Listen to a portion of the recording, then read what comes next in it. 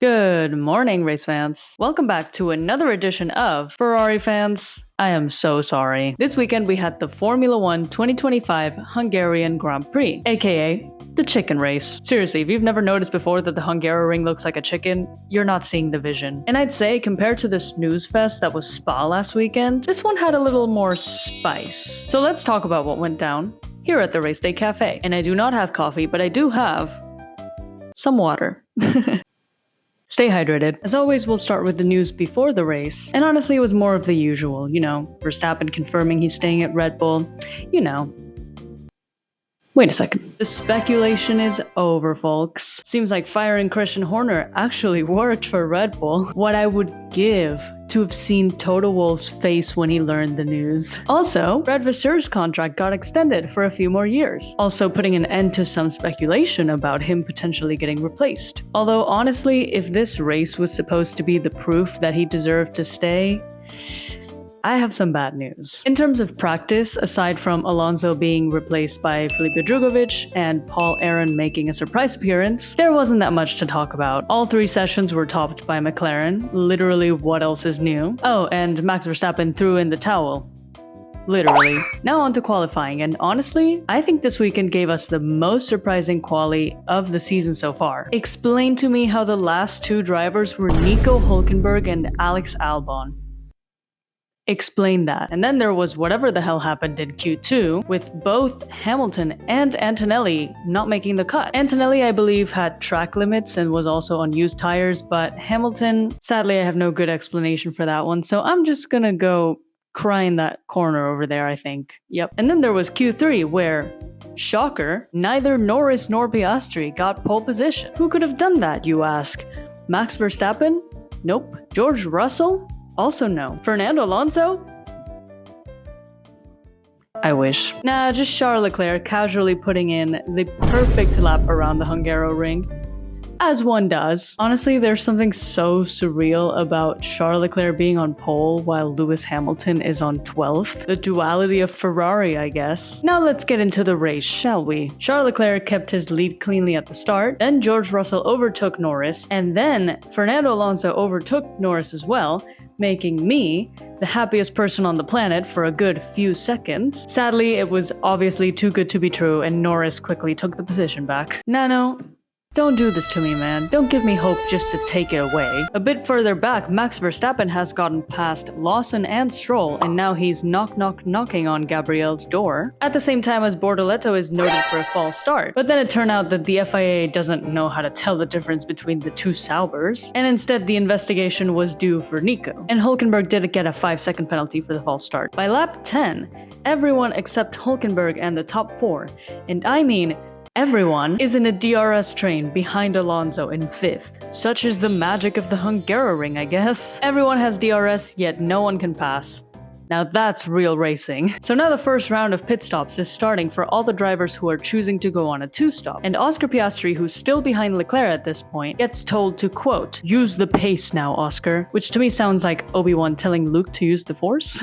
Use the pace, Oscar. Oscar pits, and so Leclerc pits immediately after to prevent the undercut, which works. What do you know? Ferrari can do strategy sometimes. Nice job, Ferrari. You did the literal bare minimum. By the way, I don't know if I'd noticed this before, but McLaren has now started doing Ferrari's whole plan ABC thing. This can only end badly, right? Anyway, by now Verstappen has pit as well, and now he's stuck in DRS traffic in 12th place. But his fight is with Alonso, and he's waiting for him to come back down as well. Unfortunately, Alonso's going for a 1-stop, so goodbye, Max. So now Max is caught up fighting his old arch nemesis, Lewis Hamilton, and this happens. Somehow we've gotten to a point where Max doesn't need to force people off the track anymore. People are moving off the track for him. However, Alonso has been undercut by Max now, and the Aston Martin pit wall is going, "Oh, it's okay. We're not worrying about Max. We already lost that battle. We can't win it." And it's like, yeah, not with that attitude, you can't. By now, McLaren has decided to put Lando Norris on a 1-stop strategy, and in the meantime, they've successfully made Leclerc pit early by using the legendary ancient tactic of, let's bring out our mechanics so that it looks like we're going to pit Oscar, but we're not actually. so that Leclerc will go into the pits in defense and lose time. I think we need a catchier name for that. At this point, a lot of the other drivers are getting confident and thinking they're also gonna go on a one-stop. Unfortunately, they have like 40 laps to go, so that is not happening. Oh yeah, also Ollie Behrman retired from the race. By the way, Oscar eventually goes in for his second pit stop, but unlike Leclerc, he hasn't lost an ounce of pace. So he passes the Ferrari in that incredibly sick style of his that I'm sure gave Leclerc flashbacks of Baku 2024. And to make matters worse, now George Russell is going to catch up to him, so Leclerc's really going through it. So to defend, Leclerc pushes him under braking and obviously gets a 5-second penalty. Now with Leclerc's chances at the podium all but gone, God, being a Ferrari fan must suck. Piastri has an epic victory royale gamer battle with Lando Norris for the lead, almost crashing into him at one point. Folks, I know it can be a little boring when the battle for the championship is between the two drivers of the same team, but as long as these two keep fighting it out like this, I'm sat. I'm good to go. Ultimately, Oscar can't catch up, so that means Lando Norris wins the Grand Prix, followed by Oscar Piastri and George Russell. Also, can we talk about Norris on the podium, because I've never seen anyone so committed to the bid. He took his trophy all the way to the side of the podium, then went back, took Oscar's trophy, put it all the way on the side, and then popped the champagne. I also love how he did not gaffe about George's trophy. That one can break, it's fine. Honestly, combined with them not celebrating Nico Hülkenberg's podium in Silverstone, the McLaren drivers are really not beating the podium mean girl allegations anytime soon. So that was the race. Now on to my superlatives. This week's ace of the race goes to Aston Martin, with distinction for Fernando Alonso. The whole team did an amazing job and they got their best result of the season so far. Yes, even Stroll did well, whatever, but I'm sorry.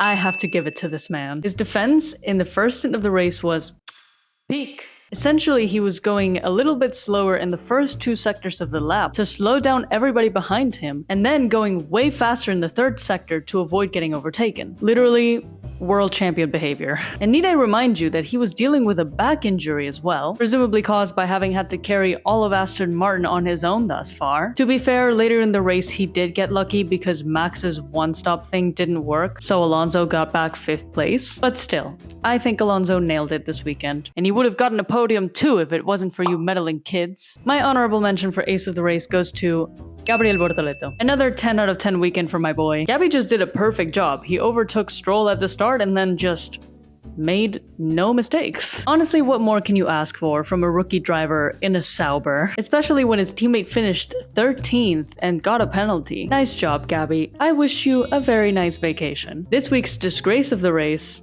was Lewis Hamilton. How is it possible that he couldn't get past 12th place in the same car as his teammate who was fighting for the win most of the race? At this point, I'm honestly just hoping and praying that the 2026 regulations treat him a little better, so that we can see if it was actually the ground effect rules screwing him up or if he's just old. But man, it is not fun to watch him flop like this, especially when just last weekend he climbed 11 places like it was nothing. This weekend's strategy masterclass goes to McLaren. I know a lot of you were probably saying, why wasn't Lando driver of the day? And it's because I'm choosing to give this one to the team. Although Lando did defend really well at the end of the race, I'll give him that, but let me cook, okay? That switch to the one-stop strategy was galaxy brain from the pit wall. Not only did they not waste any time doing an extra pit stop, which was obviously a concern in such a strategy-heavy race, but also the McLaren car famously doesn't let tires degrade without their consent. So staying on hard tires for half of the race was actually super easy, barely an inconvenience. So the team literally served Norris the win on a silver platter, and I think they deserve a shout out for that. Good job, y'all. This weekend's underdog shoutout is for Liam Lawson. Finally, we're seeing this man in good form after all the flops that he's given us this season. Honestly, both Racing Bulls did really well this weekend. Literally, Red Bull wishes they were half as cool as their junior team. But Hadjar was just out of the points, so we do have to give kudos to Liam here. Also, he did beat Verstappen again. Just saying. My favorite team radio of the weekend is courtesy of George Russell when he was being pushed by Leclerc. That was moving under braking. I committed and he moved while braking. Almost crashed into the back of him. It's clearly not allowed. And the engineer just goes, keep cool, mate. You'll get him. You know the Mercedes pit wall is sick of George going ex-GPDA director mode all the fucking time. This weekend I'm also awarding a drama queen crown to Charles Leclerc. Honestly, let's discuss Leclerc's situation because what was his deal exactly? He was having a full gamer rage outburst over the radio over an issue which turned out not to be what he thought it was. Apparently, he thought it was because of some change to the front wing during a pit stop, but then it turned out to be an issue with the chassis. But then Russell said that Ferrari may have raised the tire pressure to avoid a DSQ over plank wear, which, of course, Russell will say whatever to make a rival look bad, but Anyway, I honestly don't know what's going on behind the scenes at Ferrari. I feel like it's more than what we're being told because chassis issues sound so vague. But regardless, Charles' pissy radio moment gave us some good drama, so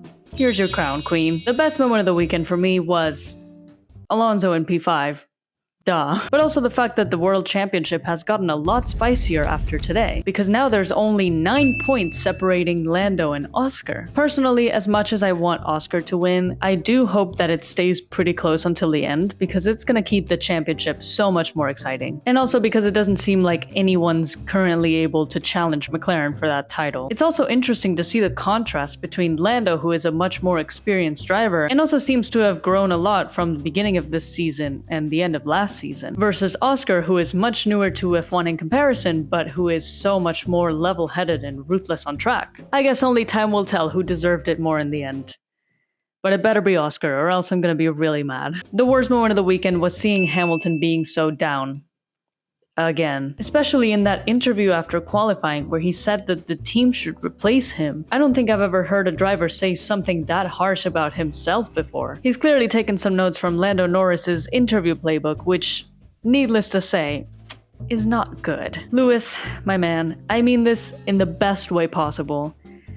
You need therapy. Or just leave Ferrari and I'm sure you will find joy in life again. It is that simple. Overall, I'm rating this race a 3 out of 5 stars. It was better than what we usually get around here, so I'll give it that. But it's pretty much Monaco light. I know people do enjoy a strategy race over an overtaking race sometimes, but I don't think it's for me, sorry. Lastly, let's review our prediction bingo for the year where, surprise, surprise, nothing's being added. To be honest, a lot of these are looking pretty unlikely by now. I do believe Ocon got 5th place in a race, but I think it was when the Ferraris got disqualified after the fact, so that's why I didn't count it. But should we add it? What do you think? Honestly, I'm kind of desperate to add things to the bingo at this point, so maybe I should. But what did you think of this weekend's race? Let me know in the comments below. Don't forget to leave a like if you enjoyed the video and also subscribe for more similar content. And if you're a Ferrari fan, I wish you a very pleasant vacation. Hopefully you have some time to rest and recover from the general shit show. Also, feel free to let me know what kinds of videos you would like to see me do over the summer break. I was thinking of doing one of those tier list sort of videos. Maybe that would be fun. Stay fueled and use sunscreen. I know you forget all the time, but you really need to use it. Please use it.